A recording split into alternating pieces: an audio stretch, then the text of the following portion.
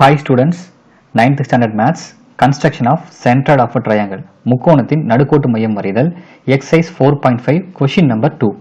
முக்கோணம் ABCயை வரைந்து அதன் நடுக்கோட்டு மையத்தை குறிக்க. இங்கு A will செங்கோணம் AB equal to 4 cm மற்றும் AC equal to 3 cm.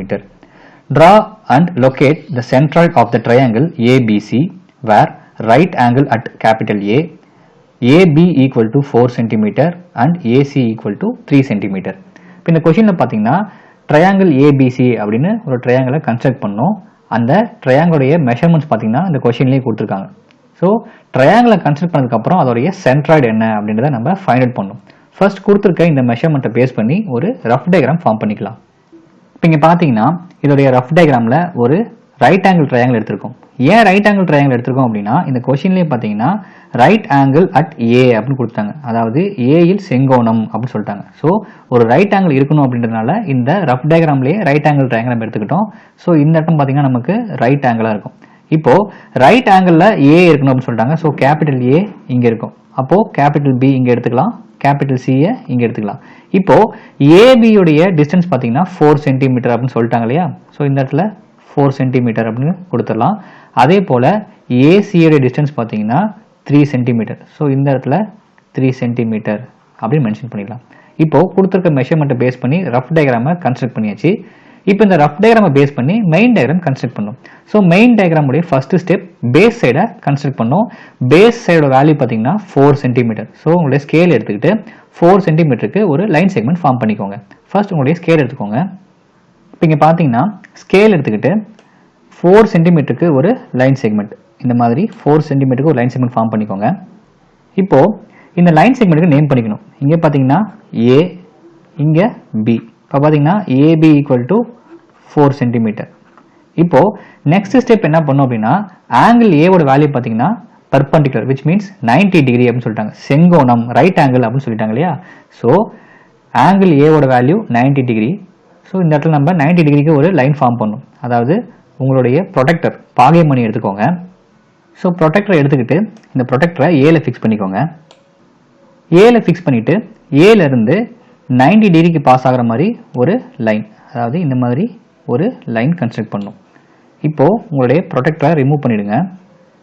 இப்போ நெக்ஸ்ட் ஸ்டெப் என்ன பண்ணோம் அப்படின்னா ஏசியோடைய டிஸ்டன்ஸ் 3 சென்டிமீட்டர் அப்படின்னு கொடுத்துருக்காங்க. ஸோ ஏலேருந்து 3 சென்டிமீட்டருக்கு ஒரு ஆர்க் ட்ரா பண்ணோம்னா நமக்கு 3 சென்டிமீட்டர் எவ்வளோ அப்படின்னு தெரிஞ்சிடும். ஸோ உங்களுடைய காம்பஸ் எடுத்துக்கோங்க. ஸோ காம்பஸ் எடுத்துக்கிட்டு காம்பஸை 3 சென்டிமீட்டருக்கு ஃபிக்ஸ் பண்ணிக்கோங்க. இப்போ இங்கே பார்த்தீங்கன்னா இந்த காம்பஸ் நான் 3 சென்டிமீட்டருக்கு அரேஞ்ச் பண்ணிக்கிறேன். இப்போது காம்பஸை எடுத்து ஏல ஃபிக்ஸ் பண்ணிக்கோங்க. ஸோ காம்பஸை ஏல ஃபிக்ஸ் பண்ணிவிட்டு இந்த பர்பண்டிகுலர் லைன், அதாவது இந்த 90 டிகிரி லைனை கிராஸ் பண்ணுற மாதிரி ஒரு ஆர்க் இந்த மாதிரி கன்ஸ்ட்ரக்ட் பண்ணும். இப்போது காம்பஸை ரிமூவ் பண்ணிடுங்க. இப்போது இந்த ஆர்க் இந்த லைனை கட் பண்ணுற இந்த பாயிண்ட்டையும் பியையும் ஜாயின் பண்ணிடணும். இப்போ இங்கே பார்த்தீங்கன்னா நமக்கு ஒரு ட்ரையாங்கிள் கிடச்சிருக்கு.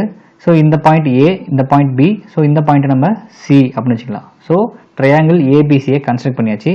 இப்போ ஏசியோட டிஸ்டன்ஸ் பார்த்தீங்கன்னா 3 சென்டிமீட்டர் இல்லையா? ஸோ இந்த இடத்துல 3 சென்டிமீட்டர்.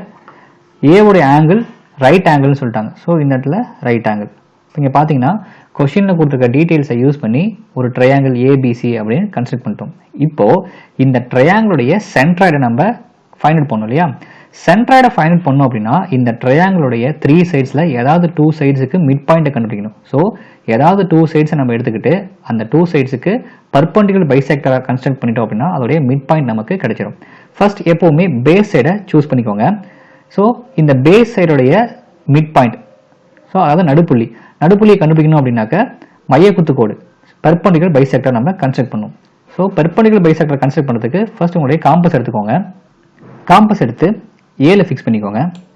ஸோ காம்பஸை ஏல ஃபிக்ஸ் பண்ணிவிட்டு மோர் தென் ஹாஃப், அதாவது முக்கால் வாசிக்கு காம்பஸை எடுத்துக்கணும். அதாவது ஏபி அப்படின்ற இந்த லைன் செக்மெண்ட்டுடைய முக்கால் வாசிக்கு காம்பஸை ஃபிக்ஸ் பண்ணிக்கணும். ஃபிக்ஸ் பண்ணிவிட்டு காம்பஸில் மேலே ஒரு ஆர்க்கு, அதே போல் கீழே ஒரு ஆர்க். இப்போது இந்த மெஷர்மெண்ட்டை சேஞ்ச் பண்ணாமல் காம்பஸ் எடுத்து பியில் ஃபிக்ஸ் பண்ணிக்கணும். ஸோ காம்பஸை பியில் ஃபிக்ஸ் பண்ணிவிட்டு அதே போல் மேலே ஒரு ஆர்க்கு, தென் கீழே இன்னொரு ஆர்க். இப்போ காம்பஸை ரிமூவ் பண்ணிவிடுங்க.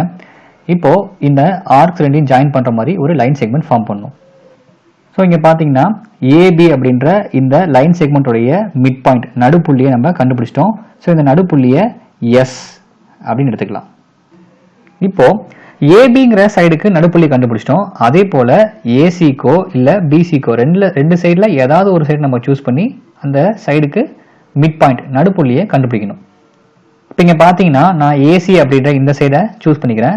நீங்கள் பிசிங்கிற சைடை சூஸ் பண்ணிட்டு கூட மிட் பாயிண்ட் கண்டுபிடிக்கலாம். ஸோ இங்கே நான் ஏசி அப்படின்ற சைடை சூஸ் பண்ணிட்டு இதோடைய மிட் பாயிண்ட்டை நான் கண்டுபிடிக்க போகிறேன். ஸோ ஒரு சைடுடைய மிட் பாயிண்ட்டை கண்டுபிடிக்கணும் அப்படின்னா அந்த சைடுக்கு பர்பண்டிகுலர் பைசெக்டர் நம்ம கன்ஸ்ட்ரக்ட் பண்ணணும், அதாவது மையக்குத்து கோடு வரையணும். ஸோ ஏசி அப்படின்ற இந்த சைடுடைய மையக்குத்து கோடு வரையணும் அப்படின்னா ஃபர்ஸ்ட் உங்களுடைய காம்பஸ் எடுத்துக்கோங்க. காம்பஸ் எடுத்து ஏல ஃபிக்ஸ் பண்ணிக்கோங்க. ஏல ஃபிக்ஸ் பண்ணிட்டு ஏசி அப்படின்ற இந்த லைனுடைய முக்கால் வாசிக்கு காம்பஸை ஃபிக்ஸ் பண்ணிக்கணும், அதாவது பாதிக்கும் மேலே காம்பஸை ஃபிக்ஸ் பண்ணிட்டு இந்த லைனுடைய left side and right side ரெண்டு சைடையும் நம்ம ஆர்க் ட்ரா பண்ணணும். இங்கே ஒரு ஆர்க்கு, அதே போல் இந்த சைடில் இன்னொரு ஆர்க் இப்படி ட்ரா பண்ணணும். இப்போது அகைன் காம்பஸ் எடுத்து சீல ஃபிக்ஸ் பண்ணிக்கணும். ஸோ காம்பஸை சீல ஃபிக்ஸ் பண்ணிவிட்டு அகைன் லெஃப்ட் சைடில் ஒரு ஆர்க், தென் ரைட் சைடில் இன்னொரு ஆர்க். இப்போ காம்பஸை ரிமூவ் பண்ணிடுங்க. இப்போ இந்த ரெண்டு ஆர்க்கையும் ஜாயின் பண்ணுற மாதிரி ஒரு லைன் செக்மெண்ட் ஃபார்ம் பண்ணும்.